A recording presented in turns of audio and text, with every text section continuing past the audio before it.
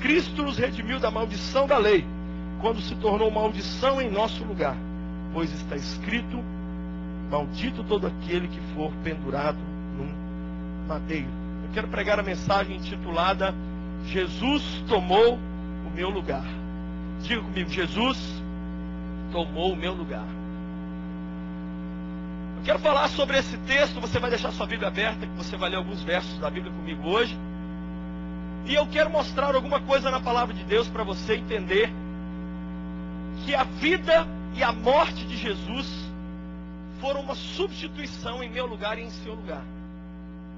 Tudo que Jesus fez, até a forma como ele nasceu, e principalmente o que ele sofreu na sua saída desse mundo, a morte dele, foram na verdade uma substituição para o Fábio, para a Mariana, para o Davi, para o João, para o Felipe, para todos nós. Ele viveu uma vida em nosso lugar, ele foi o nosso substituto, ele foi aquele que tomou a nossa causa diante de Deus. E então existe na Bíblia a doutrina da substituição, que é o fato de Cristo ter tomado o nosso lugar. Antes de eu mostrar para você alguns momentos da vida de Jesus onde ele foi o nosso substituto, eu quero tentar te explicar um pouco melhor fazendo uma comparação com o futebol. É mais ou menos como se nós fôssemos jogador de um time de futebol, Deus fosse o técnico, o diabo fosse o time adversário e nós estivéssemos perdendo de 1000-0. Então nós estávamos frustrados porque estávamos perdendo, o inimigo estava rindo da nossa cara porque estava ganhando, o nosso técnico, que era Deus, estava insatisfeito. Quem lembra do Filipão nervoso? Filipão, o time dele ganhando às vezes, o Filipão fica na beirada do campo gritando, maluco, desesperado. Até hoje ele é assim. Eu lembro dele no Cruzeiro, lembro dele lá com a seleção de Portugal, com a seleção brasileira, e o Filipão era assim. Então imagine Deus irado comigo e com você mais do que o Filipão com os jogadores. Ah, pastor, não é esse o Deus que eu conheço. A Bíblia nos manda pregar tanto sobre o amor quanto sobre a ira de Deus.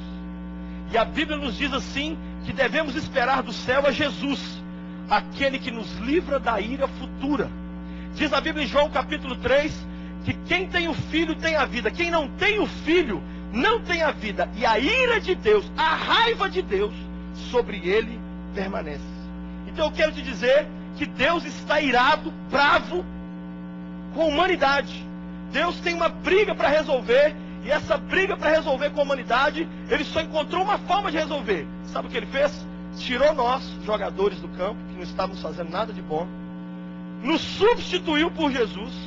Jesus entrou, fez 1 milhão de gols no diabo, ganhou a partida, o técnico, que é Deus, ficou feliz, e o melhor, na hora da premiação, todos nós que estávamos no banco fomos chamados para o pódio com Jesus e recebemos a vitória junto com ele e através dele.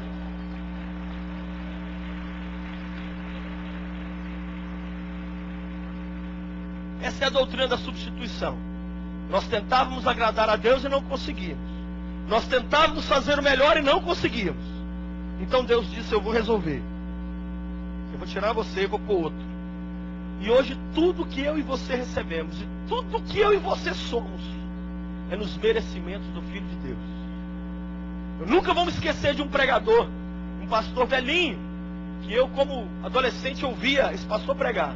E ele dizia sempre assim, ele sempre encerrava as orações dizendo: Senhor, eu não te peço isso nos meus méritos, mas sim nos merecimentos do Filho de Deus. Em outras palavras, sabe o que você merece? Morrer. Sabe o que eu mereço? Ser arrebentado por Deus aqui e agora. Tanto é que se você ler a Bíblia no Velho Testamento, era isso que acontecia. Deus matava as pessoas porque não havia um substituto. Deus diz lá em Jeremias assim: eu não encontrei um que ficasse na brecha, por isso a minha ira veio e arrebentou com todo mundo. Está lá no livro de Jeremias. Mas eu e você somos abençoados por Deus de termos nascido no tempo da graça. E porque nascemos no tempo da graça, tem um substituto no nosso lugar. E quando Deus olha para nós e alguma ira quer surgir dentro dele, tem um substituto que fala: Senhor, sobre mim o Senhor já jogou toda a ira do Senhor. Então agora sobre eles o Senhor só pode jogar amor. Então erga suas mãos e diga: eu sou alvo do amor de Deus. Eu sou alvo do amor de Deus. Olha algumas situações onde Jesus tomou o nosso lugar para você entender como ele foi o nosso substituto perfeito. Primeiro, Mateus 26, 39. Eu não vou esperar ninguém abrir, porque são muitos textos. Meu irmão outro dia falou comigo, brava, pastor, você está lendo muito rápido. Só que hoje, se eu for ler metade dos versículos devagar, os irmãos vão tomar café da manhã quando chegarem em casa. E eu não pretendo isso. Mateus 26, 39 diz assim: indo um pouco mais adiante, prostrou-se com o rosto em terra e orou, dizendo: meu Pai, se for possível, afasta de mim esse cálice, contudo não seja como eu quero, mas sim como tu queres. Primeira coisa, Jesus teve a sua oração não respondida, para que eu e você hoje, na angústia, quando orássemos ao Senhor, Ele nos respondesse. No auge da depressão e da loucura, e daquele momento totalmente louco que Jesus estava vivendo, estavam chegando os homens ali no jardim do Getsemane para prendê-lo. A Bíblia diz que ele estava tão angustiado, que ele fez uma oração que ele não fez em outro momento nenhum da vida. Ele falou: Pai, se for possível, me livra dessa hora. E o que Deus fez? Deus livrou Jesus? A oração foi respondida positivamente ou não? Não foi. Sabe para quê? Para hoje eu e você, no meio da nossa luta, dizemos assim: Deus, eu estou aqui desesperado, me ajude. E aí a ajuda de Deus vem. Por isso eu e você temos que orar mais. E temos que acreditar mais no poder da oração. Porque o Filho de Deus teve a oração dele recusada, para eu e você termos hoje a nossa oração aceita diante de Deus. Posso ouvir um glória a Deus aí, meu? Temos que parar de orar só na hora que o problema vem. Temos que orar em todo o tempo. Smith Wigglesworth, um grande homem de Deus da Inglaterra, esse homem ressuscitou 8 pessoas, inclusive a esposa dele, por 2 vezes. Um homem que, quando ele foi a São Francisco, na Califórnia, pregar, eram tantos enfermos para ele orar, que ele só mandou o povo deitar na avenida principal de São Francisco, que ele via passando, e à medida que a sombra de Smith Wigglesworth ia passando, as pessoas iam sendo levantadas, todo mundo saía curado.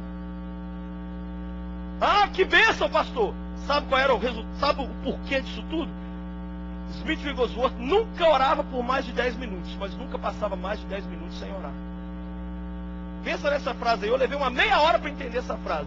Nunca orava por mais de 10 minutos, mas nunca ficava mais de 10 minutos sem orar. Jesus foi o nosso substituto na oração.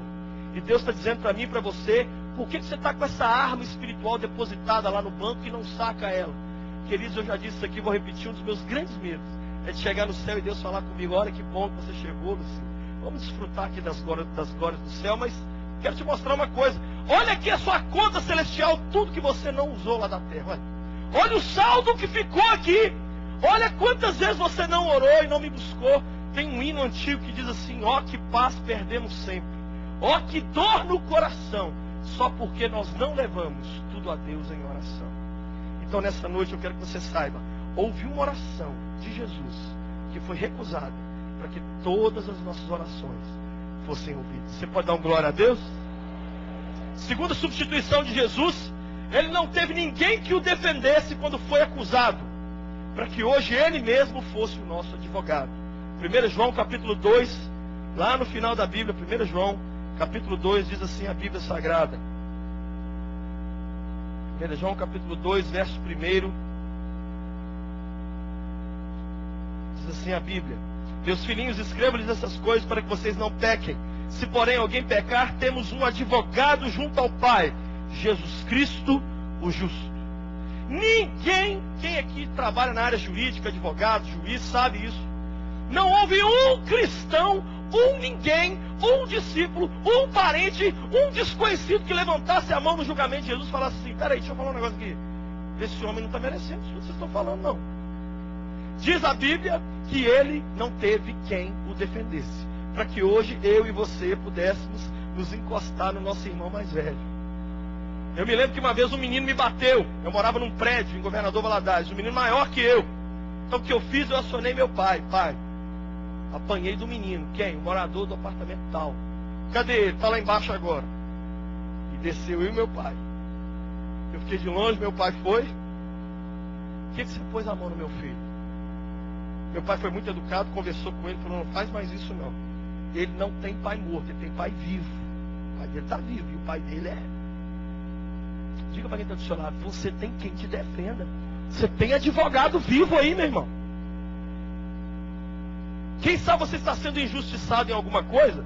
Saiba disso nessa noite. Jesus Cristo, o Senhor, ninguém o defendeu para que você tivesse quem te defendesse. Outra coisa, veja comigo Mateus 26 de novo. Volta lá em Mateus 26. Verso 52.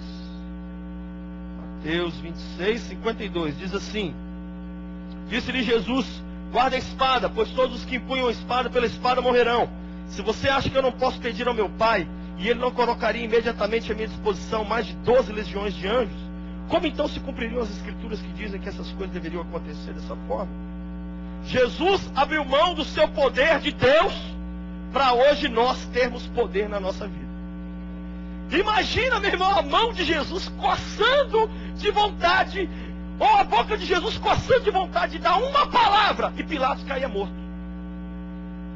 Pilatos falou: você não vai abrir a boca para se defender? Você não vai fazer nada, não? Ele falou: olha, se eu quisesse, eu abria a boca, eu pediria ao meu Pai, e viria tanto anjo aqui agora que ia dar problema, um ia trombar no outro para te bater, Pilatos.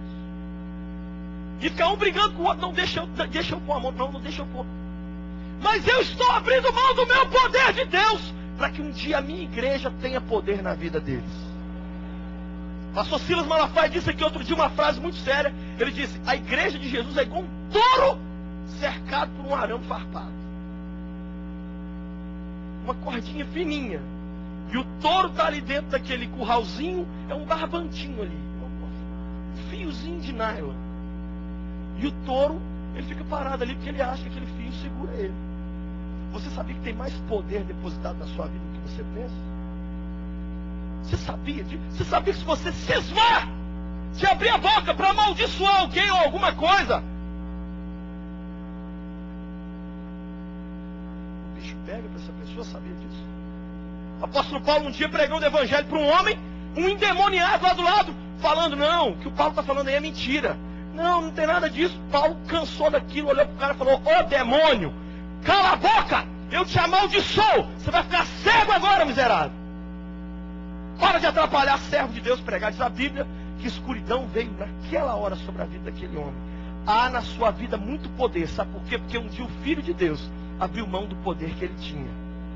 Eu e você temos que começar a usar mais o poder que Deus depositou em nós. Diga para quem está do seu lado aí: ô touro, arrebenta a cordinha aí, pelo amor de Deus.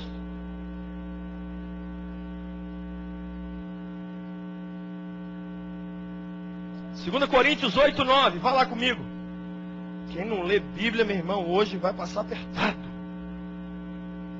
2 Coríntios 8. Vou mostrar aqui vários episódios onde Jesus foi o nosso substituto. 2 Coríntios 8, 9. Diz assim, vou ler o verso 8. Não lhes estou dando uma ordem, mas quero verificar a sinceridade do amor de vocês, comparando com a dedicação dos outros. Pois vocês conhecem a graça de nosso Senhor Jesus Cristo, que sendo rico, se fez pobre por amor de vocês, para que por meio da sua pobreza vocês se tornassem ricos. Se te falar alguma coisa, você pode dar glória a Deus, meu irmão? Ah, pastor, essa riqueza aqui é espiritual. Não seja mais crente do que a Bíblia. O texto está falando de dinheiro. Lê aí depois. Todos os versículos falam de dinheiro. Então quando está falando de riqueza aqui, está falando de dinheiro. Jesus virou um pé rapado para eu e você hoje termos alguma coisa na vida. É verdade que o conceito de riqueza do cristianismo é diferente do conceito de riqueza aqui de fora. O que é ser rico? É você não precisar de nada. É você chegar em casa agora e falar assim: eu quero comer um frango. Aí tem um frango lá. Poxa, está começando a fazer frio, vou pegar o meu edredom. Mulher gosta de edredom, já viu? Homem fica desesperado empurrando aquele negócio para lá. As mulheres tudo com frio, o homem só de short e a mulher coberta até a cabeça. É um espírito isso, não sei o que é. Vou pegar meu edredom rosa que a minha mãe me deu. O marido já fala: pelo amor de Deus, vai me esquentar as costas a noite toda. Sua alma quis alguma coisa, você tem. Isso é prosperidade. Isso é prosperidade. Eu quero te dizer, Jesus, ele se fez pobre, para que pela sua pobreza, nós hoje tivéssemos alguma coisa. Eu ganhei esse relógio aqui de um jovem salva-vidas aí que me deu. Aí eu recebi o relógio e falei: puxa, que relógio lindo. Eu queria um relógio assim. E eu estava pensando nisso, nem falei com ele deve estar aí, Tiago. Aí eu falei, que relógio lindo. Aí eu fui olhar a marca do relógio. Jesus amado, meu braço pode ter um relógio dessa marca aqui? Quando você agrada a Deus e entende que Ele foi seu substituto, Ele tem prazer em te dar até aquelas coisas pequenas que você acha que Ele nem importa com elas. Jesus é Deus que responde oração pequena e oração grande. Na verdade, eu vou te dizer, você só vai ver resposta de grandes orações quando você começar a ver resposta de pequenas orações primeiro. Ele se fez pobre. Ele andou em ruas empoeiradas. Ele muitas vezes teve que usar a mesma roupa 2 vezes. Para que hoje eu e você abríssemos o guarda-roupa e ficássemos lá parados. Mulher então, principalmente, né? Poxa vida, meu bem, o que eu vou usar? E sapato? Mulher tem outra coisa com sapato, fora do normal, né? Quantos estão entendendo que Jesus foi o nosso substituto aqui? Olha o que mais. João 11:35, vai lá comigo. João, capítulo 11, verso 35. É um dos versos mais lindos da Bíblia, mas ao mesmo tempo um dos mais tristes. Jesus, o Filho de Deus chorou. Para quê? Para eu e você hoje podermos enxugar nossas lágrimas e sorrir. Você sabia que Jesus chorou para você sorrir? Jesus se entristeceu para eu e você termos alegria. Por isso hoje, preste atenção você que está aí na galeria, você que está pela internet nos assistindo, ou pela rádio da nossa internet, você que está aqui, quem está nos últimos ou nos primeiros bancos, ouça o que eu vou te dizer. Só vai viver uma vida triste aquela pessoa que não quiser receber a alegria de Deus na sua vida. Porque a Bíblia diz, a alegria do Senhor é a nossa força. E se eu e você entendemos, meu irmão, é um absurdo, chega a ser um absurdo. Jesus, o Rei da Glória, o Senhor do Universo, chorou! Ah, ele chorou para dar uma de bonitão no sepultamento de Lázaro? Não! Ele chorou para que hoje eu e você pudéssemos sorrir. Pastor Dervi pregou hoje aqui de manhã, falando sobre a viúva que perdeu o filho e a multidão chorando. Quando Jesus chegou diante daquela viúva, primeira coisa que Jesus falou, quem lembra? Não! O que ele disse? Não chores. Com que autoridade ele falou isso? Na verdade ele estava dizendo não chores porque ele iria chorar no lugar daquela mulher. Eu lembro que a pastora Luzia um dia contou o testemunho, né, pastora? A pastora estava vivendo um momento de luta e ela estava chorando muito. E aí ela deitou, dormiu, acordou no outro dia de manhã. E quando foi acordando, foi chorando. Aí ela segurou as lágrimas, falou, lágrima. Oi, para! Dá ré. Volta! Acabou o choro, acabou. Não, volta aí. Não aceito mais. Foi só até ontem. O choro pode durar uma noite, meu irmão. Mas a alegria vem pela manhã. Você pode aplaudir o Senhor?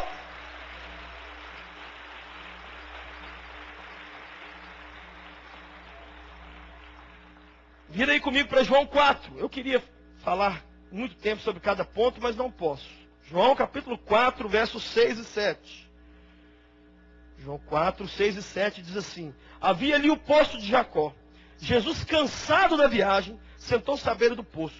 Isso se deu por volta do meio-dia. Nisso veio uma mulher samaritana tirar água. Disse Jesus, dê-me um pouco d'água. Os seus discípulos tinham ido à cidade comprar comida. Nesse verso nós vemos 3 coisas. Jesus cansado, com sede e com fome. A outra forma em que Jesus nos substituiu foi a seguinte. Ele passou privações físicas para que eu e você hoje tivéssemos descanso.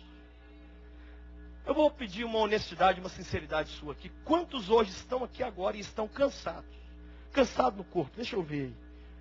Pedindo uma cama, implorando em nome de Jesus. Você sabia que até as privações físicas Jesus teve em nosso lugar? Você já imaginou Jesus cansado? Jesus pediu água para a mulher. Sabe para quê? Para hoje ele virar para você e dizer assim: vinde a mim, todos vós que estáis cansados e sobrecarregados, e eu vos aliviarei. Tomai sobre vós o meu jugo, aprendei de mim, porque eu sou manso e humilde de coração, e vocês vão achar descanso para a alma de vocês. O meu jugo é suave, e o meu peso é leve. Se você nessa noite está cansado, está com fome, está com sede, saiba que nessa noite o Filho de Deus, ele foi colocado em situações de grande privação, para que eu e você hoje tivéssemos as nossas necessidades básicas supridas. Temos essa mania de achar que Jesus só nos substituiu lá na cruz. E o que o Senhor me mostrou e o que eu estou tentando mostrar nessa noite é que tudo que Jesus fez foi uma substituição por nós.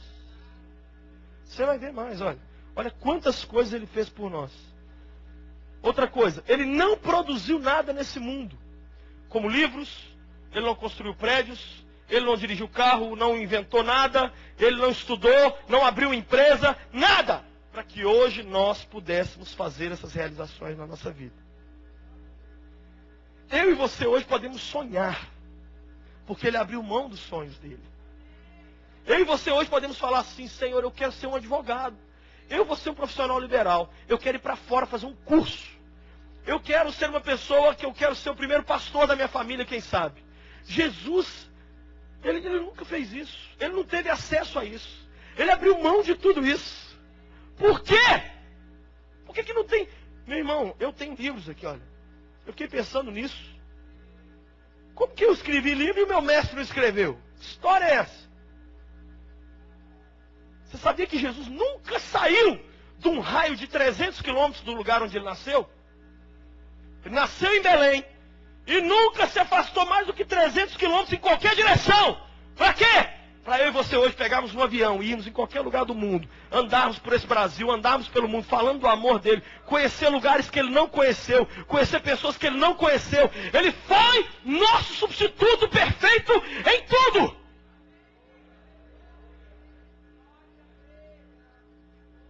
Mateus 26, 38, vai lá comigo. Mateus 26, 38. Diz assim: indo um pouco mais adiante, prostrou-se com o rosto em terra. É o mesmo texto que nós já lemos, e disse: Pai, se possível, passa de mim esse cálice. Contudo seja feito, não seja como eu quero, mas como tu queres. Leia o verso anterior comigo, verso 38, né? Disse-lhe então: a minha alma está profundamente triste. Algumas traduções dizem: a minha alma está angustiada até a morte. Outras traduções dizem: numa tristeza mortal. Fica aqui comigo e vigie. Eu quero dizer para você, vai parecer um pouco pesado o que eu vou dizer, mas eu tenho respaldo da Bíblia.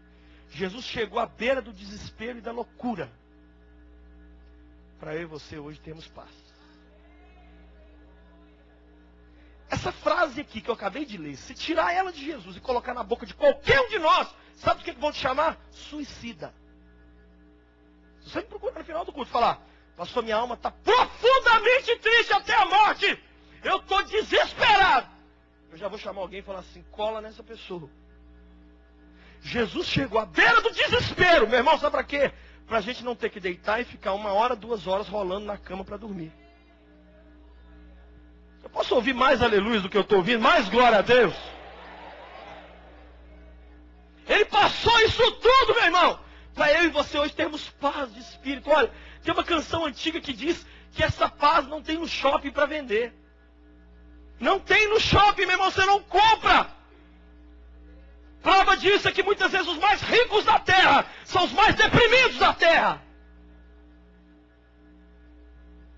Um homem um dia, muito rico, no alto de uma montanha na sua fazenda, estava ele com o caseiro, Sr. José, e ele disse para o Sr. José: Sr. José, o senhor é meu caseiro aqui nessa fazenda há muitos anos, anda descalço, mora numa casinha de barro, de bambu. Eu tenho terra nesse mundo inteiro. Outro dia, Sr. José, eu quis comprar uma casa que já era minha, eu não sabia. Eu tenho fazendas que eu não conheço. Eu tenho jato, eu tenho casa em outros países. Mas eu quero fazer uma pergunta para o senhor. Parece que o senhor é mais alegre do que eu, poxa. Dá uma volta, Sr. José, 360 graus, olha aí para todo lado. Está vendo tudo isso aí, Sr. José? É tudo meu. Mas o senhor parece mais alegre do que eu. Por quê? O Sr. José falou: olha para cima. Dá uma volta. Eu sou alegre porque isso tudo aí é meu.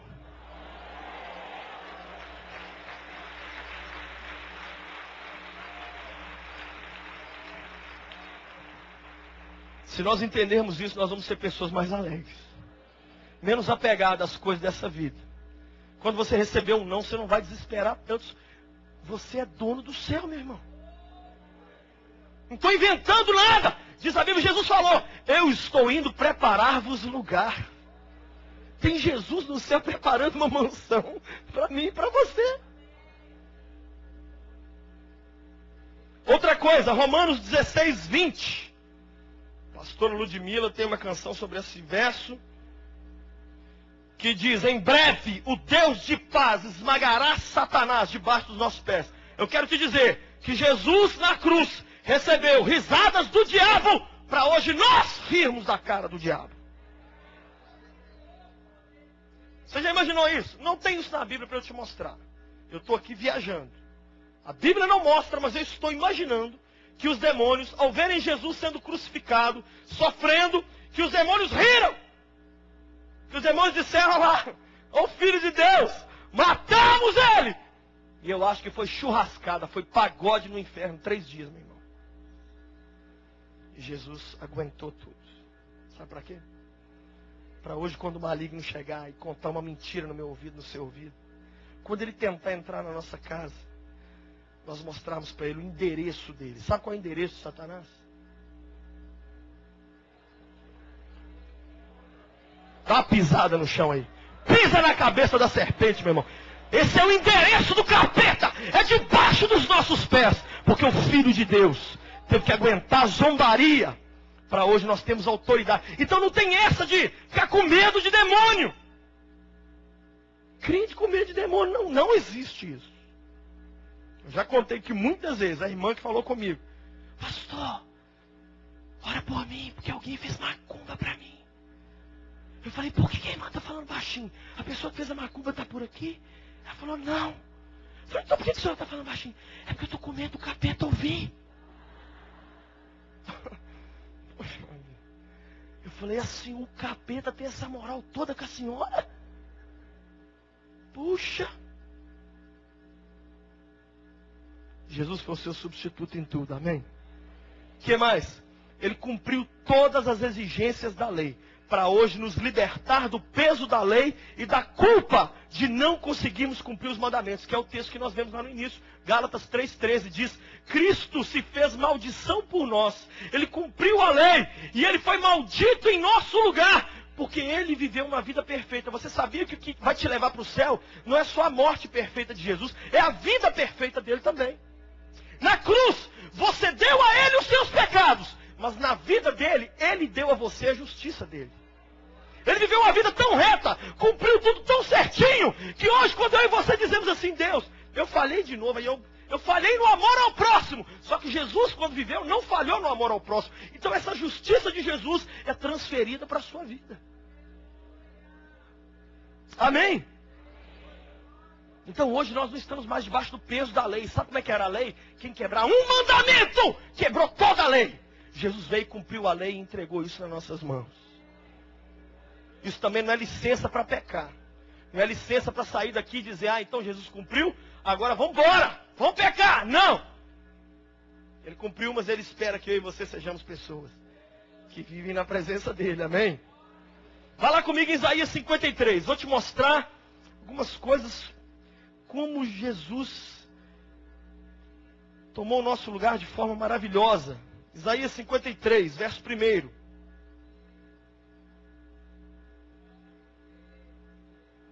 Quem deu crédito em nossa pregação, a nossa mensagem, e a quem foi revelado o braço do Senhor, ele cresceu diante dele como um broto tenro, e como uma raiz saída de uma terra seca.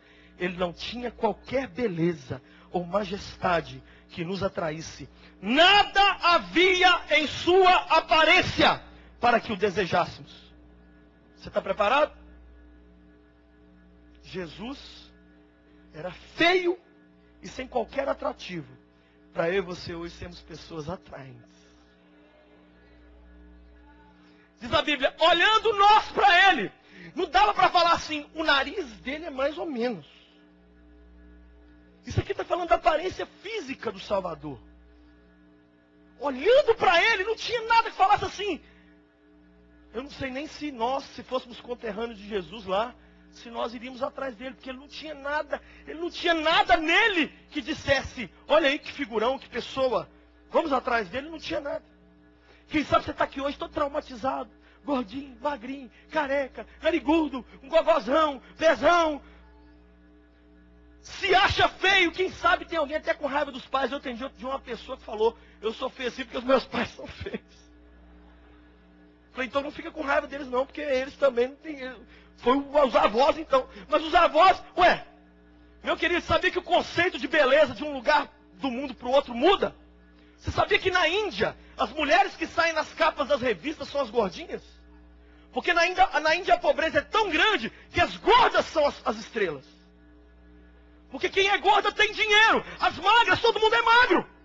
Todo mundo é magro na Índia. Eu não vi um indiano gordo, nenhum. Nada, zero, nunca. Andei aquele país todo. Não vi ninguém. Só nas capas das revistas. Aqui no Brasil, você é gordo, tem que perder peso. Tem que ficar com o corpinho da Gisele. Meu querido, passa a ter paz a partir de hoje com relação a isso. O Filho de Deus não veio no corpo do Tom Cruise. Ele veio desmaiado. Para hoje você chegar diante do espelho e falar, puxa vida.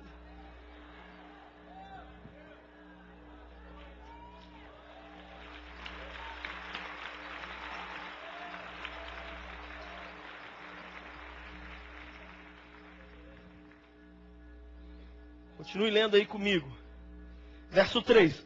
Foi desprezado e rejeitado pelos homens. Um homem de dores e experimentado no sofrimento. Como alguém de quem os homens escondem o rosto, ele foi desprezado e não o tínhamos em estima. Jesus foi rejeitado por 3 grupos. Pela sua família. Você sabia que durante a vida de Jesus, nem sua mãe, nem seu pai, nem seus irmãos acreditavam nele. Pelo contrário, eles não investiam em Jesus nada. Os discípulos o abandonaram. E os seus conterrâneos também. Quando ele foi pregar na cidade onde ele foi criado, ele chegou lá, diz a Bíblia que os seus conterrâneos quiseram matá-lo. Sabe para que ele foi rejeitado? Para que eu e você hoje tivéssemos amigos sinceros, tanto em casa, quanto na escola, quanto em qualquer lugar onde nós formos. Você já foi traído por alguém? Alguém já te passou para trás e você ficou revoltado? Eu vou te falar, a maior injustiça do mundo não foi o que fizeram com você, foi o que fizeram com o Filho de Deus. Porque se analisarmos a nossa vida, vamos achar lá em algum lugar, algum pecado que nos faz merecedor daquilo que estamos sofrendo. Mas Jesus não. Jesus não merecia a família dele só acreditar nele depois que ele ressuscitou. Jesus não merecia os 12 apóstolos correrem na hora que foram prendê-lo. Jesus não merecia os nazarenos querendo levá-lo em cima de uma montanha e jogá-lo lá embaixo. Mas ele passou por isso, para que hoje eu e você, dentro da igreja, na nossa casa, onde formos, tivéssemos pessoas sinceras e honestas do nosso lado, que cuidariam de nós. Para com essa frase assim, não, eu não relaciono com ninguém, homem é tudo igual, mulher é tudo igual, eu fico só na paz do Senhor, eu não gosto de fazer amizade. Meu querido, uma das grandes belezas de ir para o céu é que ninguém vai para o céu sozinho. Ninguém vai chegar lá e falar assim, cheguei sozinho aqui, Jesus. Pronto, ninguém orou por mim, ninguém me visitou, ninguém explicou a Bíblia para mim, nada. Mentira. Você precisa de alguém. Diga para quem está do seu lado aí, faça amigos. Envolva-se aí na igreja, nos ministérios. O que mais? Leia comigo o verso 4. Certamente ele tomou sobre si as nossas enfermidades. E as nossas doenças ele tomou sobre si. Olha, Jesus tomou as nossas enfermidades. A Bíblia não fala que Jesus ficou com diabetes, ou que ele teve dor nas costas, ou que ele teve dor de cabeça. Mas a Bíblia diz, e eu acabei de ler, que ele levou as nossas doenças. Alguém me perguntou assim, pastor, como que a gente procede nesse caso? Eu vou te dizer o que acha que ofende a Deus. Ofende a Deus, na minha opinião, é você correr primeiro para os remédios, primeiro para os médicos, primeiro para o recurso humano, e lá depois fazer uma oração. Eu acho que eu e você temos que aprender a confiar em Deus sem desprezar os recursos humanos, amém? Posso ouvir um amém mais forte? Então quando você tiver alguma luta nessa área, você pode tomar um remédio? Claro. Mas eu imagino Deus lá no céu dizendo assim, se esse meu filho tivesse feito uma oração primeiro, mas ele não me deu nem tempo para realizar um milagre. É primeiro o médico. Aí depois fala comigo, Jesus, Dá a Deus uma chance de realizar uma cura no seu corpo, dá? Dá a Deus uma chance. Uma vez a minha irmã estava com 40 graus de febre. Eu e a minha outra irmã em casa. E eu tinha 15 anos, minha mãe tinha acabado de falecer, poucos dias. E meu pai estava fora nos Estados Unidos. E 3 meninos. Eu com 15, a minha irmã com 13 e a minha outra com 7. E não tinha ninguém, nós 3 ali sozinhos. Minha irmã com febrão de 40 graus. Eu pus lá o termômetro. Falei, meu Deus, eu sei que depois dos 40... Eu pus a mão sobre ela e falei, febre, saia da vida da Betânia agora, em nome de Jesus, agora. E eu olhei para o relógio, em 5 minutos, a minha irmã é testemunha, Lucila, administradora aqui na igreja, pastora Lucila. A Betânia transpirou em 5 minutos, tanto que ela não conseguia conversar com a gente, porque pingava, parecia que ela tinha tomado um banho.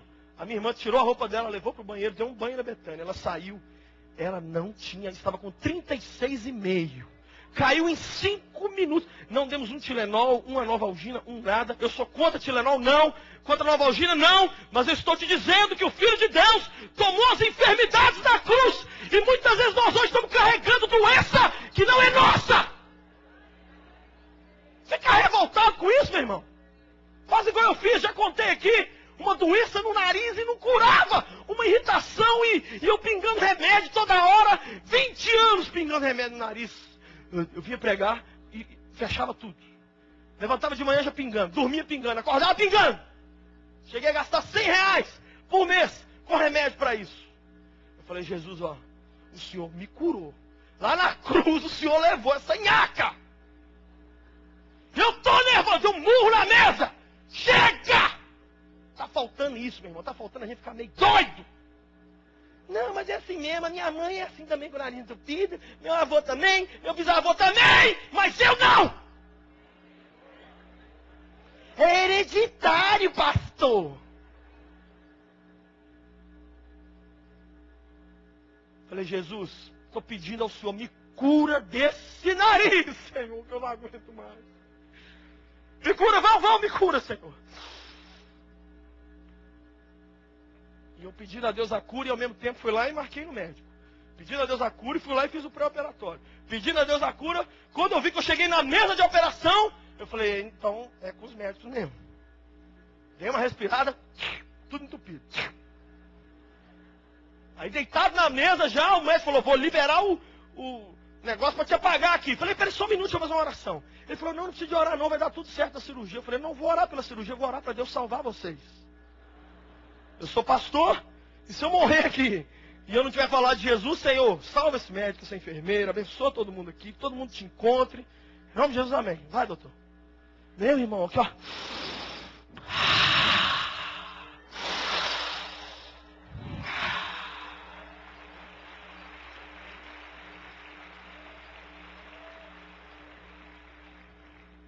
Olha comigo o verso 4 na parte B. Contudo, nós o consideramos castigado por Deus atingido e afligido.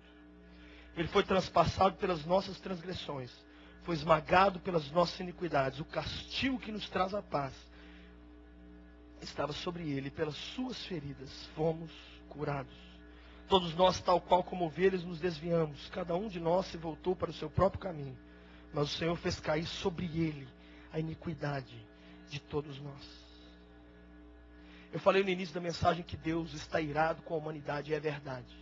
Só tem direito de ficar irado a parte ofendida. E Deus foi o ofendido porque nós o ofendemos com os nossos pecados.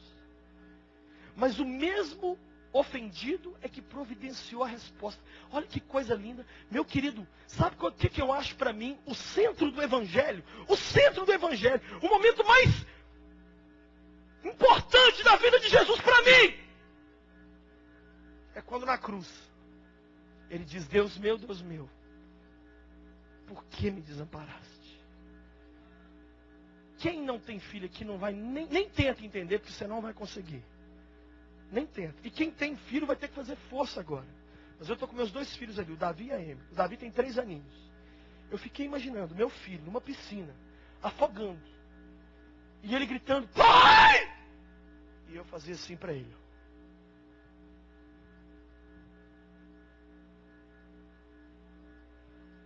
E eu ver que é a última vez que ele vai afundar e não vai voltar. E ele grita o meu nome. E ele fala: Pai, por que você me abandonou? Naquele momento na cruz, Jesus virou a lata de lixo da humanidade. E toda a podridão que já passou nessa sua cabeça, tudo de errado que eu e você já fizemos, toda vontade de matar, toda a impureza, todas as doenças, todas as brigas, todas as guerras, tudo de ruim no universo foi colocado sobre ele naquele instante. Foi como se Jesus estivesse abrindo o peito dizendo: Pai, sabe essa ira que o Senhor tem da humanidade, esse raio que o Senhor quer jogar nos homens, joga em mim! Por que o Senhor virou as costas para mim? Sabe para quê? Para hoje eu e você podermos dizer: Deus meu, tu nunca me desamparaste. Nunca.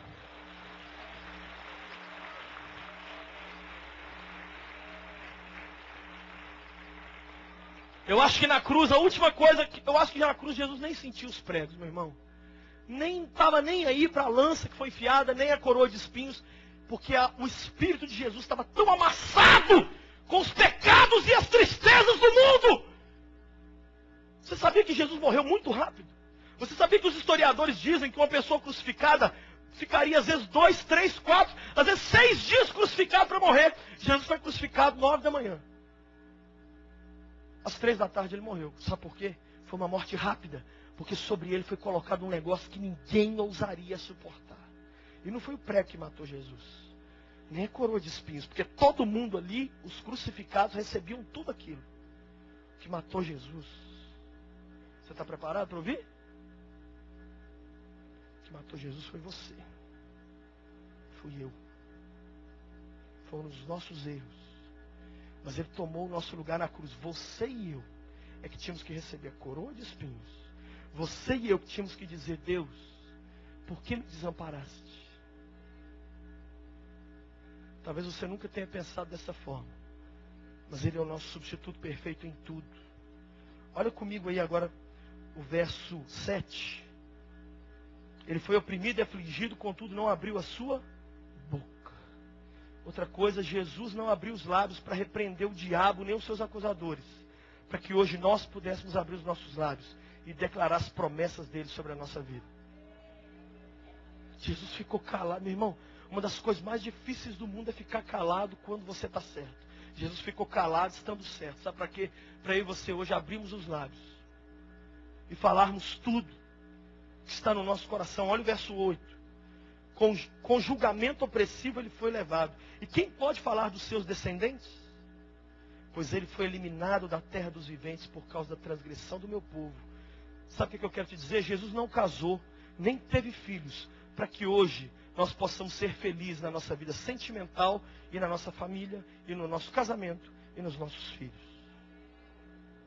Que filhos Jesus? O texto está perguntando: e os descendentes dele? Cadê? Não teve. Sabe para que não teve?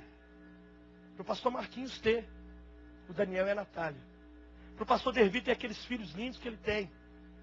Filhos maravilhosos. Pastor Fernando ter o Gustavo, ter o Guilherme. Para eu ter a Emily, o Davi. Para o pastor Jorge Linhares ter o Tiago, a Daniela e a Isabela. Não houve vida sentimental de Jesus. Quem sabe você está aqui dizendo: a minha vida sentimental é uma droga. Jesus não teve vida sentimental. Para que você pudesse ter. Para que você pudesse amar alguém e ser correspondido. Fala aleluia aí, gente. Alguém fala alguma coisa aí? O que mais? Diz a Bíblia aqui que ele foi cortado da terra dos viventes. Jesus viveu pouco. E sofreu muito enquanto viveu. Vou falar 2 episódios. A entrada dele no mundo e a saída dele do mundo. Ele entrou, gente, da forma mais indigna. Ele nasceu no meio de fezes, de animal, de galinha, de porco. E a morte conseguiu ser pior. Morreu uma morte no meio de bandido. Acusado de um negócio que não fez. Sabe para quê? Ah, meu irmão, eu nunca vou esquecer essa experiência. Foi tão impressionante. Eu na maternidade do hospital evangélico, filmando meus filhos nascendo lá. E eu falei: Senhor, mas que coisa linda. Eu estou aqui filmando parte dos meus filhos. Eu estou vendo aqui as enfermeiras cuidando tão bem deles. Ele falou assim: eu nasci num lugar todo impuro, para que os seus filhos nascessem aqui. Eu estou te falando diante de Deus, eu não estava pensando em nada. Eu estava filmando e com uma máquina fotográfica na mão, eu filmei o parto dos meus 2 filhos. Jesus me falou, eu nasci no lugar mais miserável, da forma mais indigna e injusta, para os seus filhos nascerem aqui, todos asseado, limpinho, fazer teste do pezinho, ficar lá com a fitinha, identificando o nome. Ele nasceu da forma mais terrível.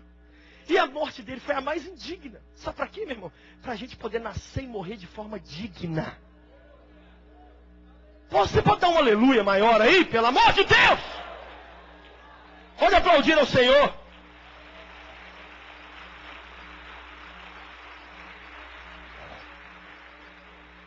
Segundo Coríntios 5:11 nos diz que ele se fez pecado para que nós fôssemos santos.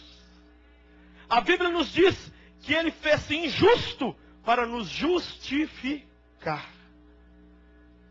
Jesus não virou um pecador, mas ele recebeu toda a injustiça, todo o pecado e toda a impureza do mundo. Já imaginou isso? Paulo escrevendo para os coríntios, aos santos da igreja que está na cidade de Corinto. Santo! Você lê lá os pecados dos coríntios, você cai duro. Como que Paulo chama os caras de santo? Vou te falar como. Porque Paulo entendia a doutrina da substituição. Eles não eram santos por eles mesmos, eles eram santos porque tinham crido naquele santo que transferiu a santidade deles para eles. Então olha para quem está do seu lado e fala assim, ô santo, ô justo. É isso que eu e você somos. O que mais? Vai lá comigo, Filipenses capítulo 2.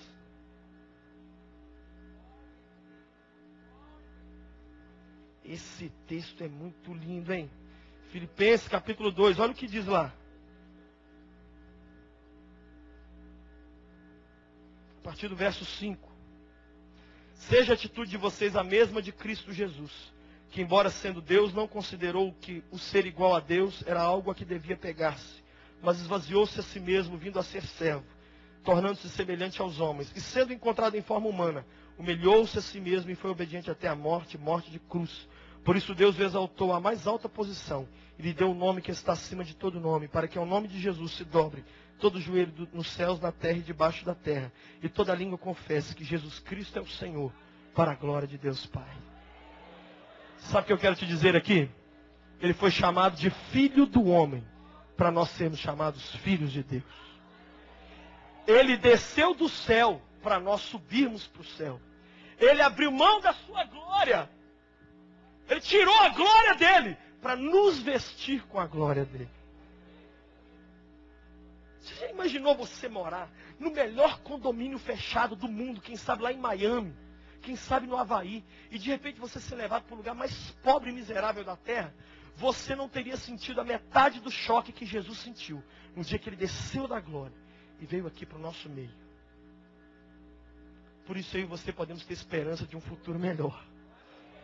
Por isso eu e você, posso falar algo que o Senhor falou ao meu coração, diga para os meus filhos que alguns deles estão sérios demais para o meu gosto. Essa frase o Espírito Santo falou comigo aqui agora. Diga para os meus filhos que alguns deles parecem que eu não substituí eles não. Eles estão vivendo como se eu ainda fosse morrer por eles. Você está sério demais. Parece que na sua vida a obra de Jesus não valeu a pena.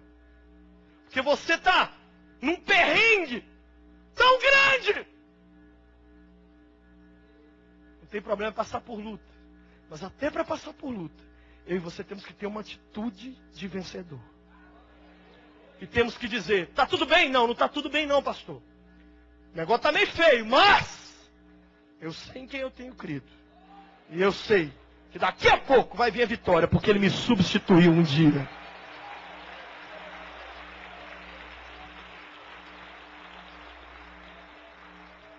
Em resumo, ele foi castigado para nós sermos poupados. Ele foi condenado para sermos absolvidos. E ele morreu para que nós pudéssemos viver. Por que Deus escolheu Jesus? Eu quero encerrar dizendo isso aqui. Ele escolheu Jesus porque por mais que nós tentássemos, nós nunca conseguiríamos acalmar a ira de Deus por nós mesmos. Nem o homem nem a mulher mais santa do mundo conseguiriam acalmar o coração de Deus. Porque Deus não avalia pecado como os homens avaliam.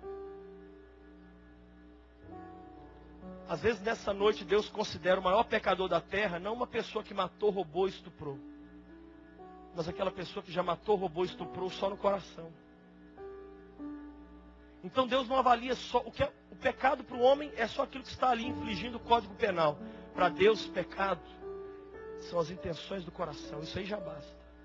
Então é possível que nessa noite uma pessoa totalmente calma, que nunca infligiu nenhuma lei dos homens, seja aos olhos de Deus o maior pecador da terra. Por isso não tem nenhuma pessoa que nessa noite que possa dizer: na minha vida a substituição de Jesus nem precisava. Você sabia que um dia um homem disse isso? Um homem disse: eu vivi uma vida tão boa, que se Jesus tivesse sido só chicoteado para me salvar, já estava bom. Não precisava dele ter morrido, porque os meus pecados não foram tão grandes assim. Eu quero te falar em nome de Jesus. Todos nós nessa noite precisamos do toque dele. Eu quero ler o último verso com você, que está lá em Hebreus, capítulo 4, verso 15. Hebreus 4, 15.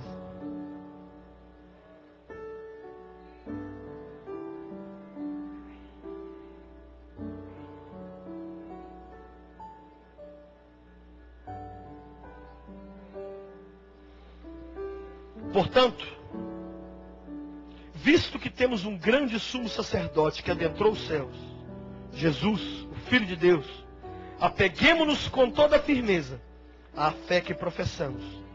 Pois não temos um sumo sacerdote que não possa compadecer-se das nossas fraquezas, mas sim alguém que, como nós, passou por todo tipo de tentação, porém, sem pecado. Assim, aproximemo-nos do trono da graça, com toda a confiança, a fim de recebermos misericórdia e encontrarmos graça que nos ajude no momento da necessidade. Pastor, eu ouvi, entendi tudo. O que eu tenho que fazer então? Aceitar. Só aceitar.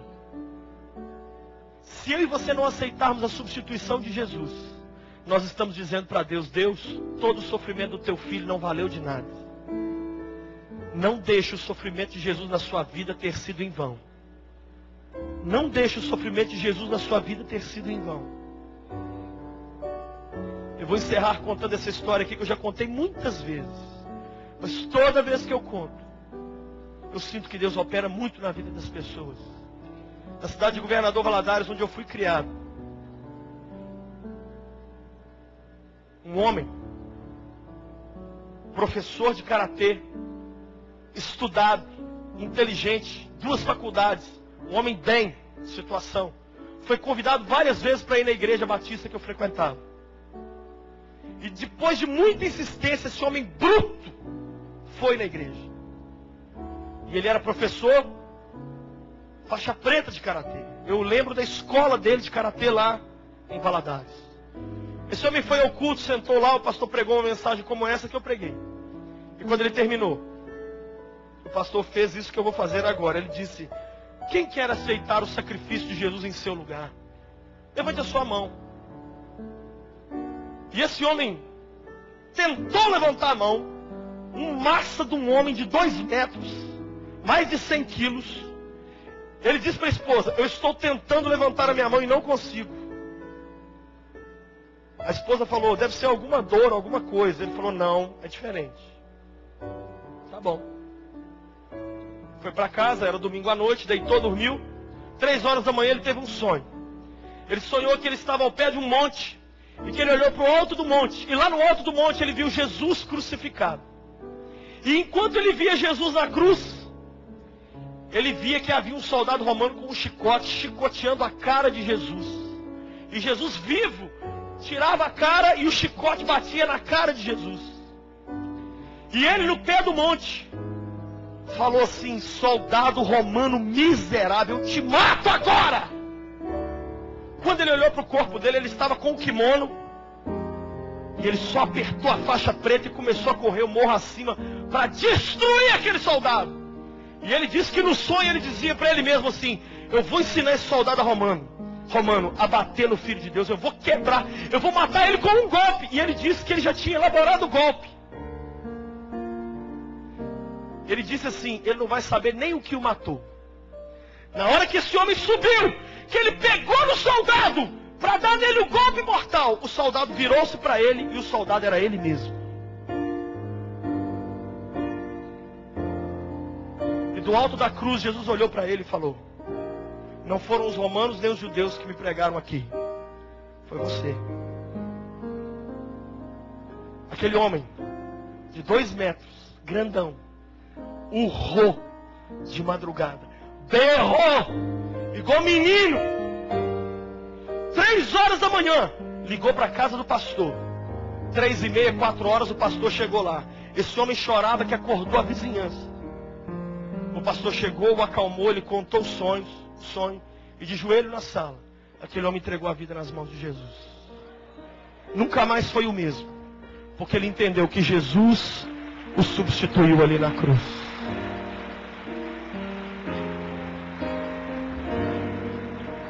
Fique de pé no seu lugar. Nós não chamaríamos de irresponsável uma pessoa que sai para viajar sem o pneu step? Sim ou não? Imagine alguém dizendo: estou indo agora para Salvador de carro, pastor, 1.200 quilômetros, mas eu não tenho pneu substituto. Eu ia dizer para ele: você é um irresponsável, moleque. Tem gente assim também, vivendo a vida, a corrida da vida de forma irresponsável, sem o substituto perfeito que é Jesus. Mas nessa hora nós vamos orar. E nós vamos orar tanto por você que já é de Jesus, quanto por você que ainda não entregou a sua vida nas mãos dele. O Senhor falou no meu coração: tem pessoas que ainda não aceitaram o meu sacrifício. E o Senhor também disse ao meu coração: existem filhos meus que já aceitaram o meu sacrifício, mas estão vivendo em algumas áreas da vida como se eu não tivesse substituído eles em tudo. Todos de olhos abertos, sem fechar os olhos. Repita essa oração em voz alta, você que quer receber Jesus como seu substituto eterno. Diga comigo: Senhor Jesus, eu entendi a tua palavra. Eu peço nessa hora, toca o meu coração, perdoa os meus pecados, escreve o meu nome no livro da vida. Eu não quero mais viver a vida do meu jeito. Perdoa os meus pecados. Eu entendi que o Senhor me substituiu. Por isso agora, salva-me, toma os meus pecados e me dá a tua justiça. Sela-me, marca-me com o Espírito Santo, que é a certeza de entrada no céu. E agora, pela fé na tua palavra, eu aceito e sei que estou salvo pelo meu substituto perfeito, o Senhor Jesus. Quantos pela primeira vez fizeram essa oração? Entregando a sua vida nas mãos de Jesus. Pela primeira vez você fez essa oração. Erga a sua mão aonde você está. Você que pela primeira vez fez essa oração dizendo: Jesus é o meu substituto. Tem uma pessoa ali. Mais alguém? Levante bem alto sua mão. Não tem vergonha não. Bem alto. Tem mais uma pessoa ali. Outra lá no fundo. Outra ali. Ou 2 rapazes ali em cima. Tem um outro senhor ali. Tem uma moça ali. Ali no fundo tem uma pessoa. Aqui também tem alguém. Mais alguém? Levante bem alto sua mão para eu ver. Tem mais uma outra ali. Mais 2 ali. Lá no fundo também. Todos que estão erguendo as mãos. Todos. Sai do seu lugar e vem aqui para o altar do Senhor. Pode vir você lá de cima.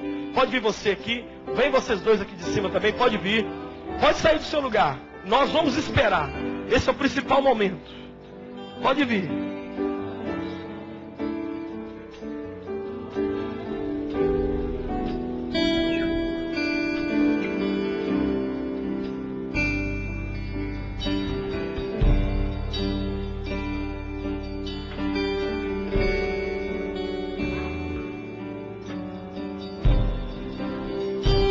Pode vir.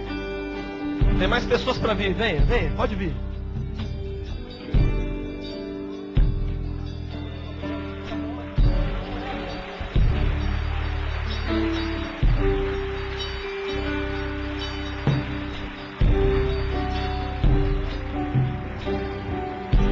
Venha da galeria, venha lá do fundo. Os propósitos, Jesus. Vamos te dar tempo, venha. Olha essa canção tão linda, olha. E refletir a tua luz. É um dos hinos da juventude saúde dessa igreja. Para as nações, os seus propósitos, Jesus, eu quero viver e levar a tua paz aos que necessitam. Olha o que diz a música, olha. Eu decidi viver pra ti. Senhor. Não há nada que eu queira mais que entregar em teu altar minha juventude a ti. Oh, minha juventude a ti. Os teus propósitos, Senhor, Pai. Os teus propósitos. Sai do seu lugar e vem. Jesus está aguardando, o seu substituto te aguarda. Eu quero e refletir a tua luz para as nações. Os teus propósitos, Ele pode erguer a mão do Senhor e adorá-lo. quero E orar a Ele e dizer: obrigado, Senhor, por ter tomado meu lugar. e levar a tua Obrigado, Senhor. Pai aos que necessitam. Cante, diga isso. Eu diga. Eu decidi viver pra ti. E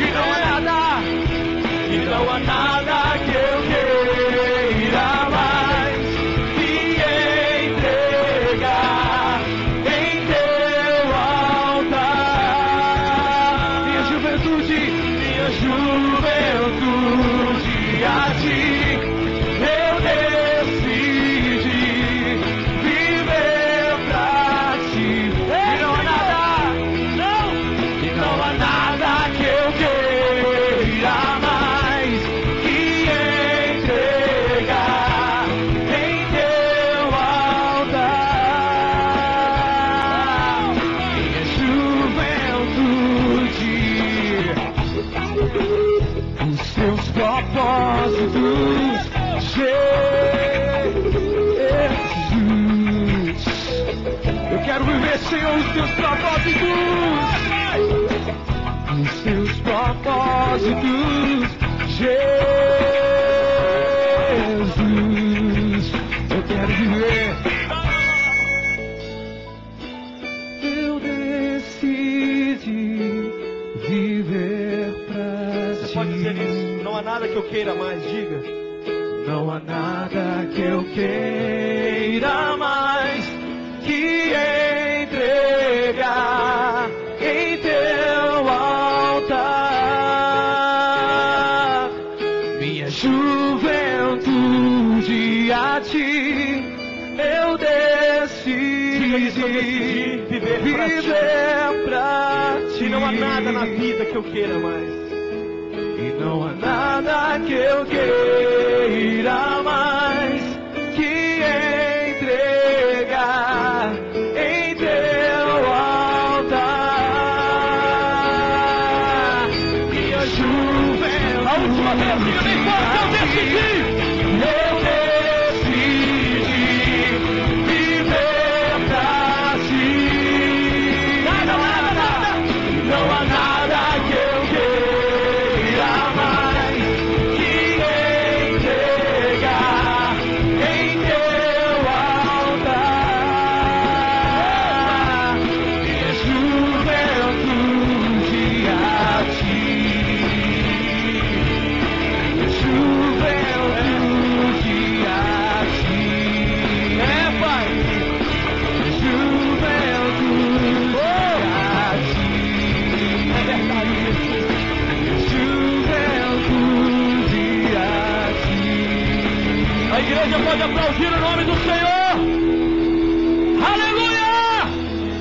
você é mais forte. Olha quantas vidas se entregando ao Salvador. Aplauda mais forte a Ele.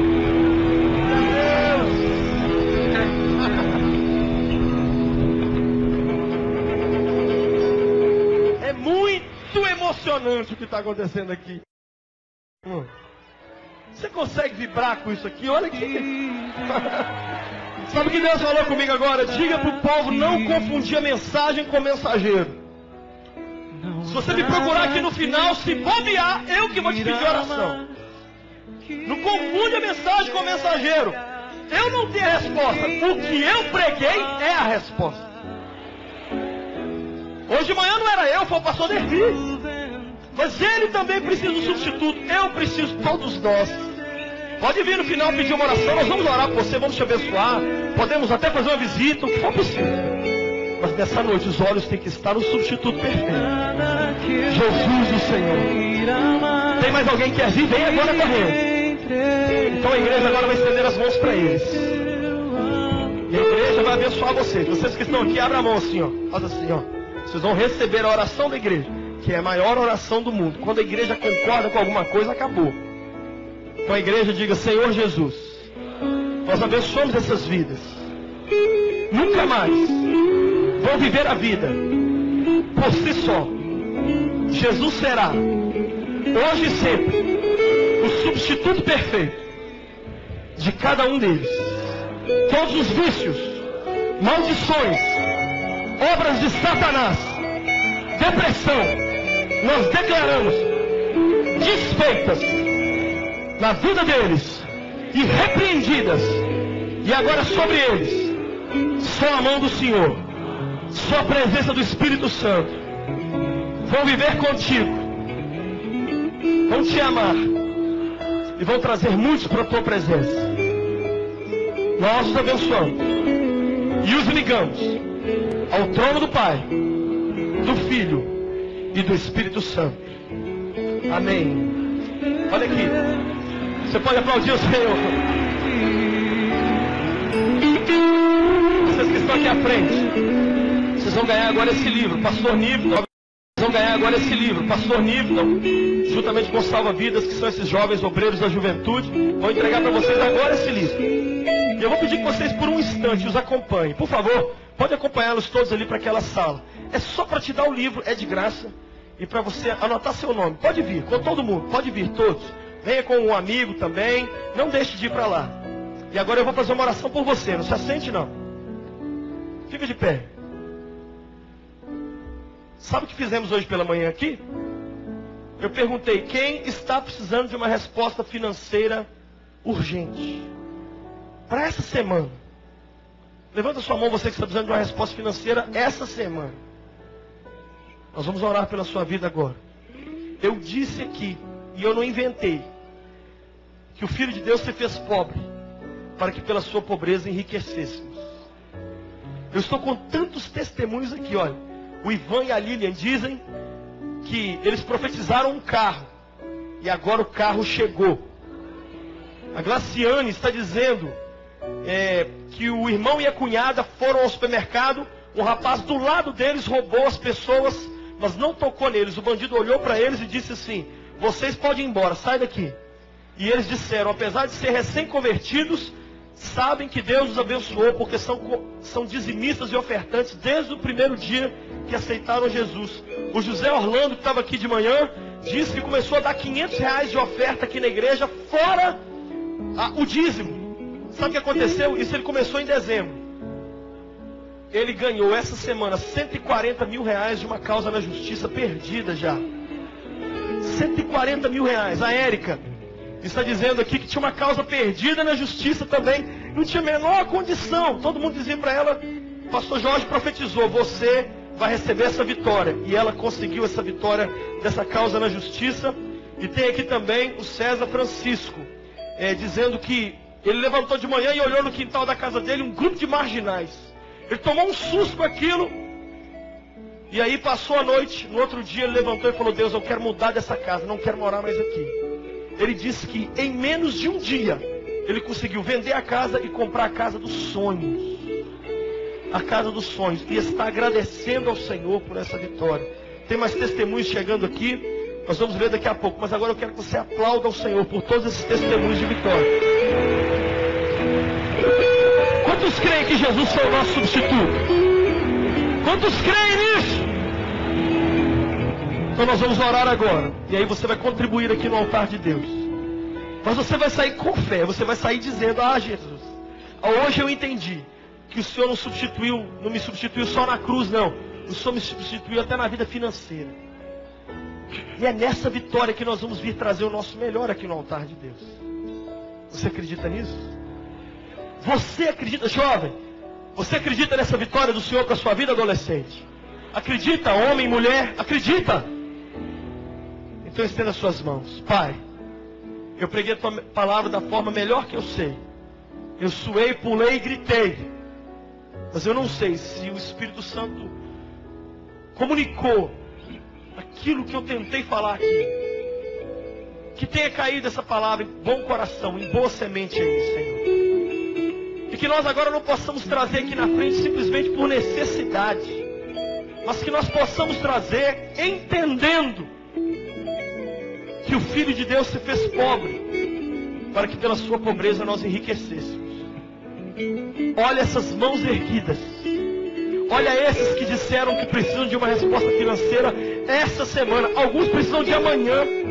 Alguns nem estão conseguindo dormir mais. Deus, não é possível perdermos noite de sono por causa de dinheiro. Podemos ficar acordados para ver um filme. Podemos ficar acordados numa festa. Ou para orar. Mas por causa de contas não, Pai. Que isso nunca tire o sono dos teus filhos. Se o Senhor andou com a roupa mais simples, vestiu a sandália mais simples, se o Senhor não teve carro, se o Senhor um dia disse: o Filho do Homem não tem nem onde repousar a cabeça, foi para que hoje nós tivéssemos uma casa própria.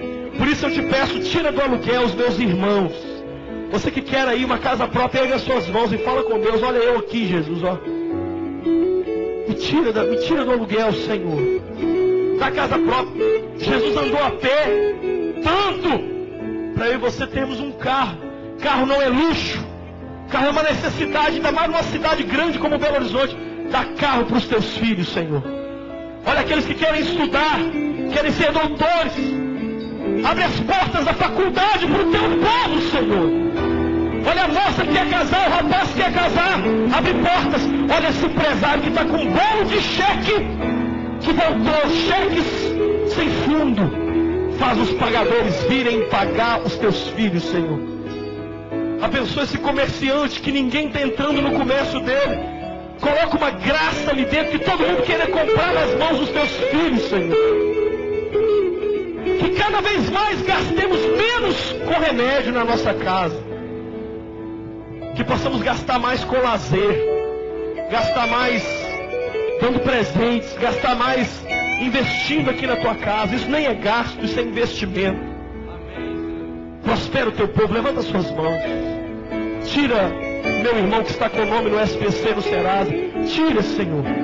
Dá dinheiro para o teu povo. E o Senhor vai ver.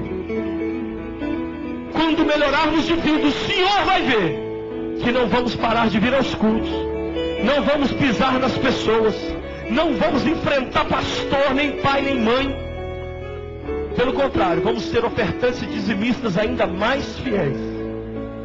Por isso, abençoa o teu povo agora. Diga comigo: eu recebo a substituição de Jesus em meu lugar. E por isso, abril será um mês onde tudo se abrirá.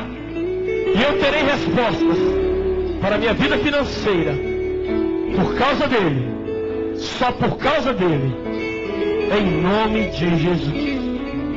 Com alegria então, enquanto o grupo de J-Paul louva ao Senhor, traga o seu melhor e coloque aqui no altar de Deus. Amém. Essa música fala sobre as 10 virgens. Depois, se você quiser ler Mateus capítulo 25. Espero seu chamar.